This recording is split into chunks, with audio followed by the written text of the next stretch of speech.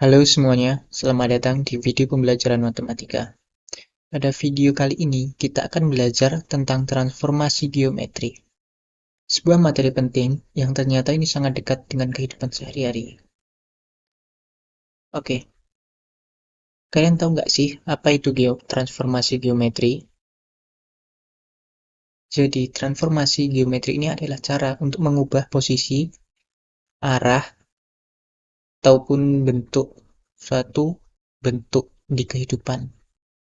Misalkan ponsel memperbesar foto atau ketika benda-benda berputar sekitar kipas angin, seperti kipas angin atau roda sepeda. Itu semua adalah termasuk bentuk transformasi geometri. Oke, kita langsung masuk ke pembahasan pertama. Oke, di sini ada 4 jenis transformasi ya. Tapi di video kali ini kita akan membahas 2 saja. Jadi topik yang pertama yaitu transformasi geometri tentang translasi atau pergeseran. Jadi, di sini translasi adalah transformasi yang menggeserkan suatu bangun atau titik dari satu tempat ke tempat lain, tanpa mengubah bentuk dan ukuran ataupun arahnya. Jadi, transformasi yang pertama ini translasi, berarti pergeseran. Sebuah bangun dipindahkan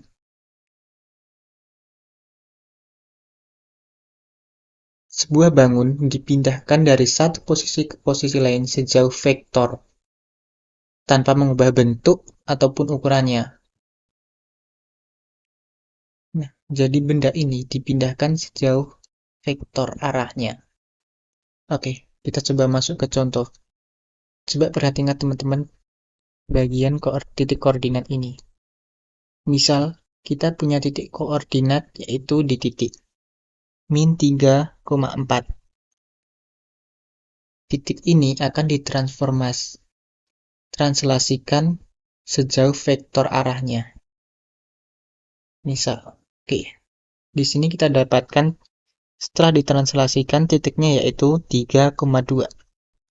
Yang awalnya min 3,4, maka bagaimana translasinya? Kita tinggal hitung di sini, bergerak ke kanan sebanyak berapa kali? Ada 1, 2, 3, 4, 5, 6. Berarti vektor arahnya ke kanan sebanyak 6 kali dan ke bawah sebanyak 1, 2. Maka translasi dari titik ini yaitu sejauh 6 kali ke kanan dan ke bawah sebanyak 2 kali. Maka vektor translasinya yaitu 6, -2. Terbayang atau tidak? Mana teman-teman? Oke, kita masuk ke contoh yang kedua. Contoh selanjutnya. Misalkan kita memiliki sebuah titik A, yaitu koordinatnya 2,3. Titik tersebut ditranslasikan oleh vektor, yaitu 4,2. Nah, di sini kan 4,2, berarti ke kanan sejauh 4 dan ke bawah. Kenapa? Karena di sini negatif. Jadi kalau misalkan di sini negatif, di 4 ini negatif, maka akan ke kiri. Karena 4 ini positif, jadi ke kanan. Maka ke kanan sebanyak 4 kali, yaitu 1, 2, 3, 4. Dan ke bawah sebanyak 2 kali, 1, 2. Maka titik akhirnya akan di sini, yaitu 6,1. Oke, kita coba contoh berikutnya. Misal ada titik B sama dengan min 1,2. Maaf, ini harusnya koma 2 ya. Min 1,2. Titik tersebut ditranslasikan oleh vektor 2,4. Nah, ini kan positif. Berarti ke kanan sebanyak 2 kali dan ke atas sebanyak 4 kali. 1, 2. Dan ke atas sebanyak 4 kali. 1, 2, 3, 4. Maka vektor translasinya titik akan ada di sini, yaitu di koordinat 1,6. Gimana? Udah mulai paham? Oke, kita bisa masuk topik yang kedua, yaitu tentang refleksi atau pencerminan. Refleksi adalah transformasi yang menghasilkan bayangan cermin dari satu bangun terhadap suatu garis. Misalnya, sumbu X, sumbu Y, atau garis tertentu. Oke, misal kita punya titik di sini. Ini garis koordinat. Maka, ketika titik ini dicerminkan terhadap garis koordinat ini, atau garis Y, titiknya itu akan berada di sebelah sini.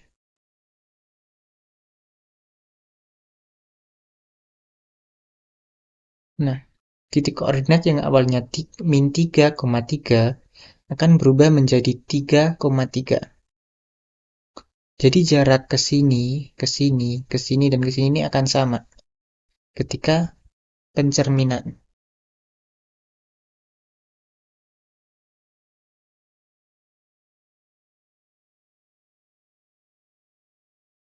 Nah, oke, selanjutnya kita bisa langsung masuk ke contoh ya.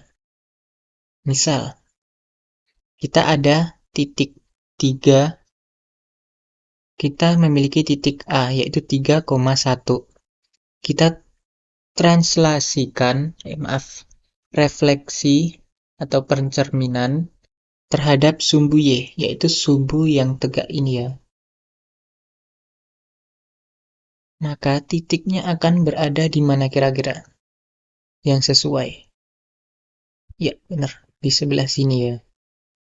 Yang awalnya titik A, yaitu 3,1 ketika dicerminkan terhadap sumbu Y, maka akan berubah menjadi negatif 3,1.